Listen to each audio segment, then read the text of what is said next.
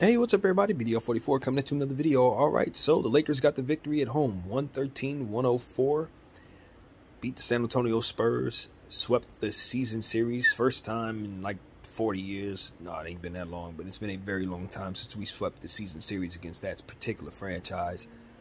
And, you know, to be honest with you, that was a snooze fest, man. I was absolutely bored. that was boredom personified for particularly the fourth quarter. It was a snooze fest. We started picking it up in the fourth quarter. We got some nice play out of just about every one of our guys who was down there, with the exception of Russell. Unfortunately, he didn't have his greatest game.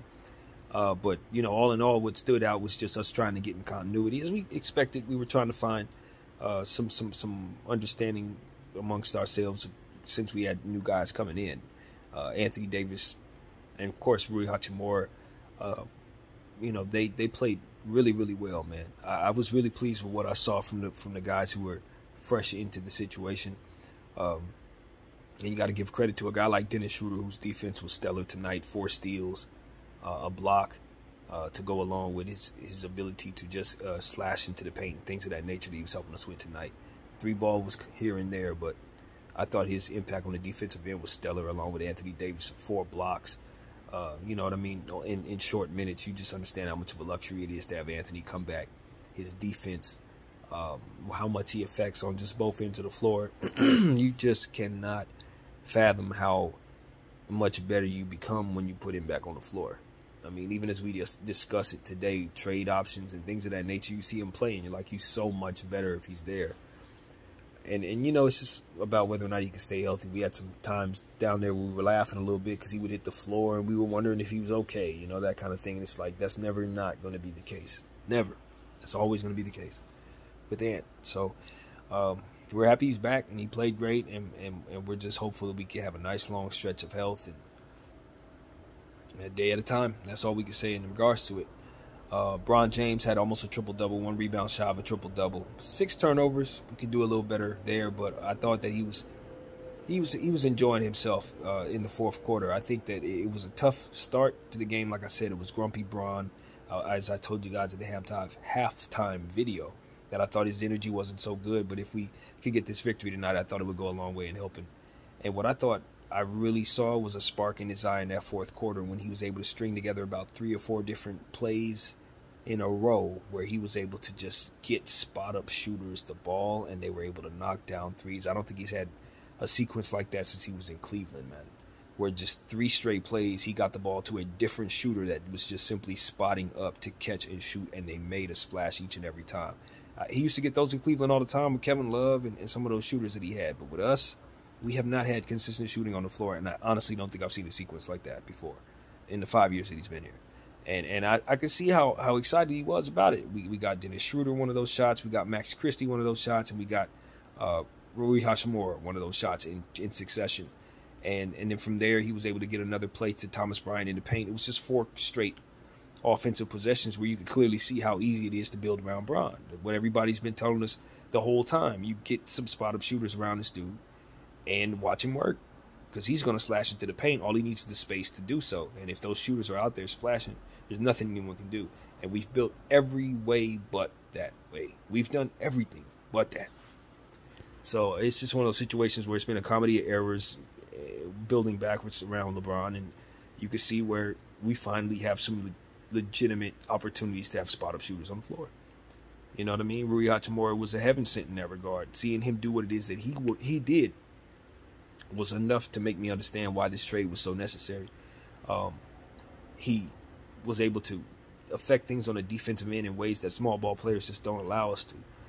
Getting rebounds and just tipping the ball in a situation, 50-50 balls, I always like to say. Some of the stuff that Wenyen Gabriel does, we saw Rui Hachimura do out there for us.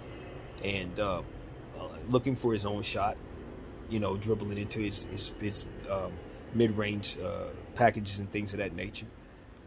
Using his big body to just block shots and be effective on the defensive end, saving the ball and things of that nature, diving on the floor, making sure that he just puts himself in position to help his team. And if you look up, you'll find that he had the best plus-minus of anyone on the Los Angeles Lakers tonight. The brand new guy had a plus 17, and you know, it was just because he was doing things carefully. We want to see him continue to work on his free throws, though. That was not his strong suit tonight. His three-point shot only but fell a little bit, but all in all, I just thought he was helpful on both sides of the floor. And I was extremely happy about what I saw from Hachimura tonight. Max Christie was also somebody I was really excited about to play for our team. We got to see him on the floor more, and I thought that equaled to what exactly I thought it would be, which is him getting stops left and right. He's one of our best defensive players, man, just like Wenyen Gabriel. He just is somebody, when you put him on the floor, you're going to be better for it, and his three-point shot is a lot better than is advertised. You know, they said he couldn't shoot. That we're wrong about that. They were very wrong about that. That boy can shoot, and he's one of our better shooters. And his athleticism and his jumping ability allows for him to be a fantastic rebounder out the gate. And I think his upside is a lot higher than I thought when we got him. I think he could be a ridiculously good two-way player at this point. Looking at his intangibles, one of the things I like about Max Christie, I saw it more than once tonight, was he'll be in defensive position, and the ball will come loose, and he won't get out of defensive position jumping for the ball and reaching for the ball and trying to do too much to get out of position. Now, normally you'll say, go after the ball. But what I also understand is if you stay upright and sturdy, you can put yourself in a position to regain defensive advantages after the player regains possession of the ball, after the ball has been hobbled and fumbled around. This is something I watched him do a couple times, and it's like usually 9 out of 10 players are going to reach for an errant ball, going to reach for, as they see the ball goes out of loose. Of course, you're going to go for the steal, but what ends up happening is a lot of times when it's recovered, they get ran past. A guy like Kyrie Irving is going to catch that errant, he's going to get that ball, and he's going to go past you. A guy like Max Christie is never going to react to it. So a guy like Kyrie Irving is probably going to get past him anyway, but if you're quick enough to do so, you're going to have to do extra motions to get past that player, to which most players are going to be out of position. You run past him. So this is something I noticed he did twice. It led to a stop because he was in position. The shot that was taken was contested, and this is one of those situations where you can see he's a very, very careful defensive player. And as I always liken him to how Brandon Ingram approached his first couple of games. As I studied Brandon Ingram and watched him very closely, one of the things he controlled was his rebounding. He made sure that every pass and everything that he did was careful, and he didn't take bad shots. Everything Brandon Ingram did when he first got here was extra careful. That's what I noticed about the young rookie, and I get the exact same trait from Max Christie. He's extremely careful, and he makes sure that he doesn't make mistakes, and he uses his athleticism to give the team what they don't have when they're when they don't have offensive rebounding and things of that nature. He's seeking out opportunities to get that. When we need to get steals and stuff like that, he's putting himself in a position to be a defensive player at all times. You know, as I said, three-point shooting, he could do that. So for me, it's like addition by subtraction. There are guards on this team that need to go so that we can feature him more, because he's actually better for us than anything that we're looking for in a lot of those other guys, man. And I see that he provides a continuity that helps others be better defensively. Dennis Schroeder's a better defensive player when he's on the floor. Rui Hachimura was a better defensive player when he was on the floor. LeBron James is a better defensive player when Max is on the floor. And these are things that we need to respect, because it's the same thing that coach is looking for from Patrick Beverley. I see that he's actually getting it from Max Christie, and I've been on that the whole time. I've been telling us that that's the exact thing for the entire time. So I just want our coach to take a look at that, study that, our coaching staff to take a look at that and study that, because I think we're a much better defensive team with Max Christie in lineups. And he's a much more consistent shooter than some of the guys we're relying on to do that. Now, I got to give Patrick Beverley his credit. In the second half, he started stringing together some points.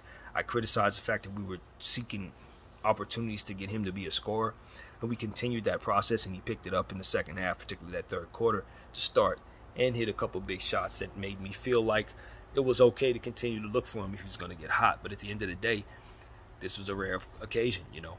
We like that he's putting up some scoring, but it's not something we can rely upon. It's certainly not something we're going to rely upon going forward in regards to big minutes for him.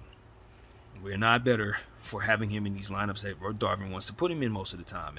And tonight, every time we got away from it, it worked. You know, as usual. It's been like that all season. So it is what it is, man. I don't know what type of decisions we'll look for on this road trip, but you can't do that type of stuff against Boston, as we know.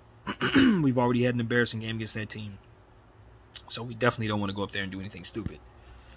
Speaking of stupid, I understand LeBron James was 1 rebound away from his triple-double. So having him on the floor with like 3 minutes to go when you're up by 12 against the San Antonio Spurs team that does not want to win, you can justify it because you want to see him get his stat.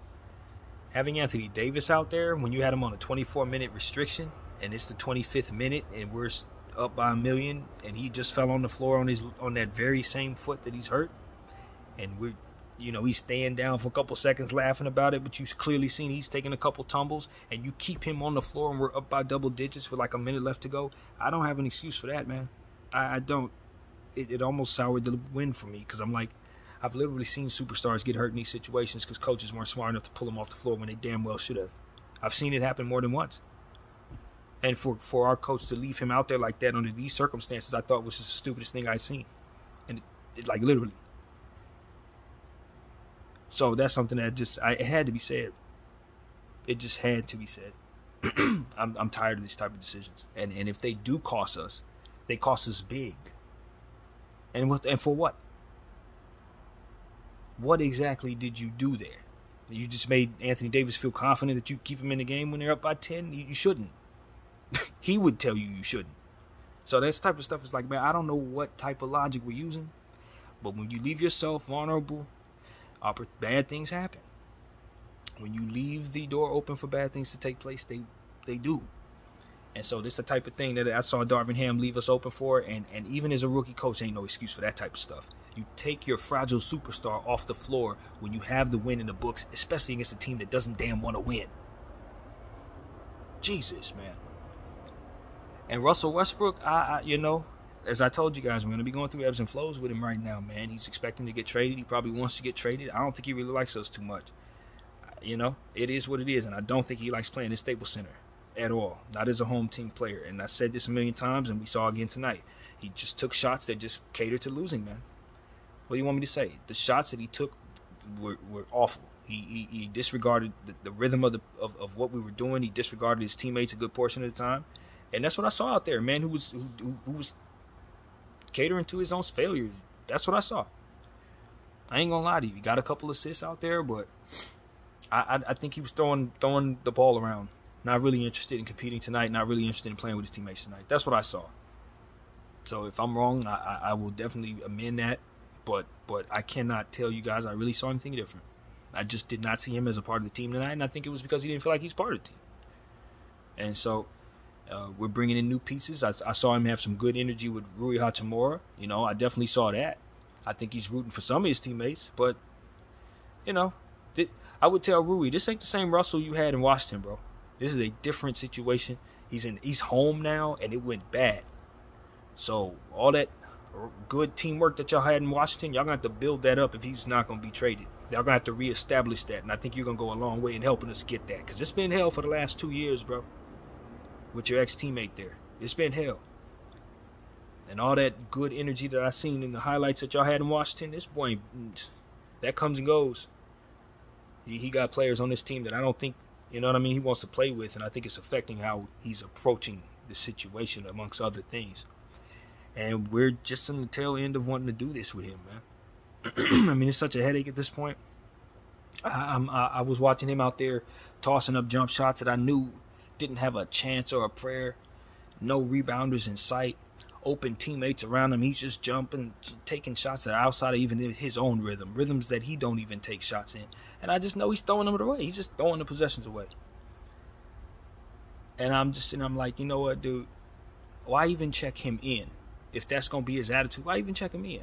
The way he threw Zach Collins to the floor, clearly he wanted to get an extra point to the other team. That's the only reason why you foul somebody like that. There was no other reason to foul him like that. You know what I mean? That type of stuff is like, thanks for helping your team, Russell. That was really helpful, brother. You threw the guy to the floor, and they gave you a technical. Great. Real defense, bro. I'm over it, man. We got to trade that boy, and we need to do that this week. We need to do that before the Celtics game. If it's up to me, he's out.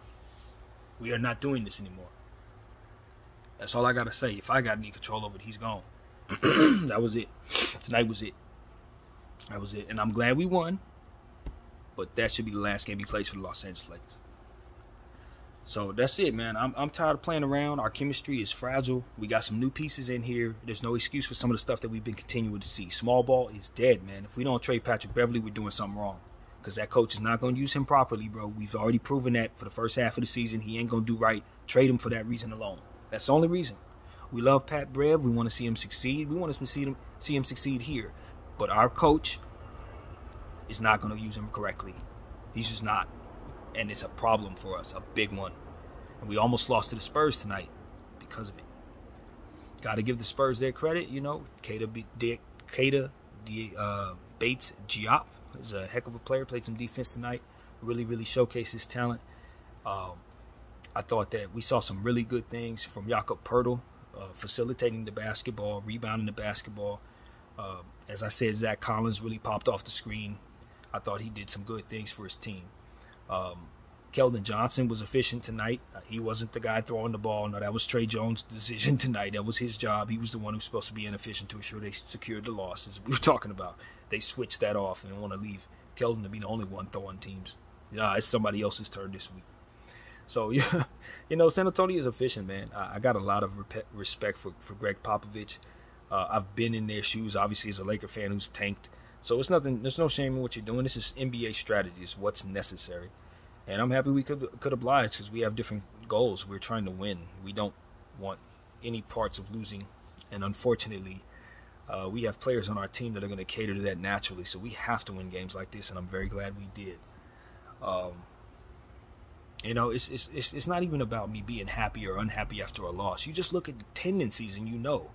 You just know you couldn't beat most teams tonight. And granted, you had a lot of good things happen with defense, particularly with Rui, Christie, AD, and DS. You know, played excellent defense together. But then you saw other aspects of the things that didn't work out for you. And you just know it's like, those are still holes on our team. Okay, TB can't defend anybody, ever, period. It's never going to happen. We love him offensively. He can be almost an all-star offensively. But defensively, he's giving up everything he scores. That's a fact. Every time AD drops, we're scared. We don't know if he's getting up or not. That's a fact. You know what I mean? These are the type of things. It's like Patrick Beverley. You know our coach ain't going to use him properly. You know we're going to be shot over because he's going to be too small out there and he's going to be in small ball lineups. This is just going to happen. You know what I mean? These type of things. It's like, I don't want to live and die with some of these problems. I don't want to be down by 12 to the San Antonio Spurs at home. Ever. You know what I mean? Especially when they're tanking. I just felt like tonight we should have run them out the gym. And it was a tight game for a good portion of it. And then when we had it closed, when we had the game sealed, we left our stars on the floor to possibly get injured. It's like, I just don't know where people's heads are, bro. And they want me to be a fan that's just going to celebrate a win, celebrate a loss. But I'm looking at what I'm seeing. I'm like, ain't nothing to celebrate tonight. Not the way that y'all ran out there. No. I appreciate AD's defense. Like I said, the players who played well played well. But the players who played trash and the coaching staff, they got work to do, man. We got to figure Russell Westbrook out, bro. We can't do this with him, man. That's the biggest thing. That's the biggest thing. Where he's at right now and how he played these last couple games, Rob, you got work to do. Because he's going to kill our chemistry, brother. And so that's where I'm at, man. If this coach don't start making better decisions, I'm not going to have no faith in him, man. I don't care how this game played out. I know better. There's a lot of stuff went wrong. A lot. When you leave your stars on the floor in the last 3 minutes, you up by 12. Both of them can get hurt. One of them can get hurt. Anything can happen. That should not ever be even possible, yo. And then think it was a bunch of coaches and players and nobody said nothing to him. Nobody said nothing like, yo, don't you think you should take AD off the floor? Don't you think you should probably take the most fragile player on our team off the damn floor? Like, it's just like, man, I'm just not that type of fan, bro. I'm not. I know when we got problems. And we got big problems. Don't let a 10-point lead or whatever, 12-point victory, whatever this game ended up being, fool you into thinking that the Lakers did what they were supposed to do tonight. We got very, very lucky. We playing against a bad team, and we were very lucky that we had some fantastic reinforcements come in and play well. That's what happened. Rui played excellent. He had his moments here and there that wasn't perfect, but overall he helped his team tremendously. Max, tremendously. Schroeder, tremendously. LeBron, tremendously. But why in the hell did I not see Wenyen Gabriel at all tonight? At all? You subbed in JTA and didn't sub in Wenyen Gabriel? How does that work, coach? So I'm talking about politics of ball. I can't even enjoy the win because I'm looking at stuff that angers me. There's no reason for one of our very best players to not get a single minute in a basketball game. When you playing AD again down the stretch when he shouldn't even be on the floor. Mindless stupidity. Are you going to plan on trading Wenyen Gabriel, or are we just going to let his value dwindle because we suddenly have a couple other forwards and we still need to play our point guards in succession together? Because it has to be that way for whatever ungodly reason. I'm telling you, you don't shuffle Wenyen out of your rotation. You shuffle Patrick out of your rotation. You shuffle JTA out of your rotation. Not the good guys. The ones that have proven that they're harder to get production from. This is why we removed a guard from the lineup, so we would have more continuity with the lineup. Why am I still seeing 3-guard lineups, bro? Why am I seeing Russell Westbrook, Patrick Beverly, and Dennis Schroeder on the floor at the same time, coach? If we got Rui Hachimura, Anthony Davis, all these players back, why the hell am I still seeing that, brother? And when you can't get on the floor? What you gonna tell me? Foot speed? Bro, I'm telling you. I am telling you, he better be glad we got to win tonight. He better be glad we got to win tonight. Because the way my brain worked, this would have been a lot worse if we would have lost. And how close we were to losing in my mind was basically anybody else we played would have got beat. Anybody else. That's basically how I see it. So you know how I feel about going into Boston right now. I just want intelligent stuff coming out of my franchise, man, from top to bottom, from the players to the coaches to the front office. And if I'm not seeing that, I'm irritated, bro. Y'all know I'm about winning, so this ain't no Russell Westbrook. I'm happy when we lose. I'm unhappy when we win bull crap. This is somebody who understands the detail of what we're dealing with and understands that we dropped the ball in a multitude of areas that left us in complete and utter imbalance. The possibility of things going completely wrong just by doing certain things in the moment that could cost you your whole season. That's why the magnitude of this is so ridiculous. That's why y'all hearing this energy, because I know Anthony Davis could have got hurt out there in them final 3 minutes. LeBron James could have got hurt out there in them final 3 minutes, and our season and our future would have been over because of this coach and that stupid decision.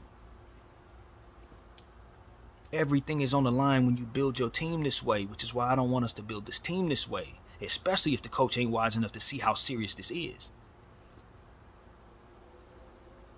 Y'all need to understand that, because if he gets hurt, then y'all gonna understand why I'm talking like this. And you can't trade him for all that stuff that we need to be trading him for, and we watch him retire because we couldn't be smart enough to use him properly, then you understand why I'm not cool tonight at all. When guys are working so hard to get this team what they need, just for us to be toying with this man's health like this. Mindless stupidity. So that's what I got, man. I ain't been this angry in a long time, bro. Because I know when you play with your future. I know when people are just mindlessly doing stuff that could really, really mess up your situation. And that's exactly what we did tonight. In a couple of areas. But that's Jeannie's fault, because she's the one that likes to play with the tight ropes with this type of thing, with Anthony Davis being in the balance and LeBron James being in the balance. She's the one that has her whole franchise leaning on these 3 players. You know what I'm saying? And ain't nobody gonna hold the intensity to the fire like I will, but they will complain when everything goes wrong. They sure will. They gonna deal with the fire when it burns. I'm the only person who seems to understand how bad this can get, apparently. That's why I'm telling y'all, you better trade Anthony Davis to the Toronto Raptors for 5 players. Y'all better do that. It's like I told y'all ahead of time. This is how this goes. Every time he hits the floor, you're going to be wondering. And for me, that ain't no way to build, man. It's the Kobe minute. Salute. We're happy we got a victory, I guess. That's what you want to call it. But if people don't start smartening up around here, these little moments, they're going to cost us for a long time. This Anthony Davis thing ain't worth it, man. OG Anunoby, Gary Trent Jr., Pascal Siakam, Delano Blanton, and it was one more person. I don't remember who it was. Precious Achiuwa. If I can get that package for Anthony Davis, I'd do that tomorrow morning. Because being in the balance with him, all this stress this causes just because the coach leave him in for an extra 5 minutes, I ain't worth it. It ain't worth it. I know it ain't. So, I don't know, man. We can do whatever we want to do in regards to this regular season. If we happen to keep good health and y'all cool with rolling the dice with your future, I'm going to root for it either way. But I'm telling you, one false move with that dude, one broken hand, one torn knee ligament, and we go from having an asset that can get us 5 guys, 3 of them have an all-star upside, to an asset that may retire early and we can't get nothing for him. This is why I was so angry in this video tonight. My name is BDL44. I thank you all for watching. I'm out.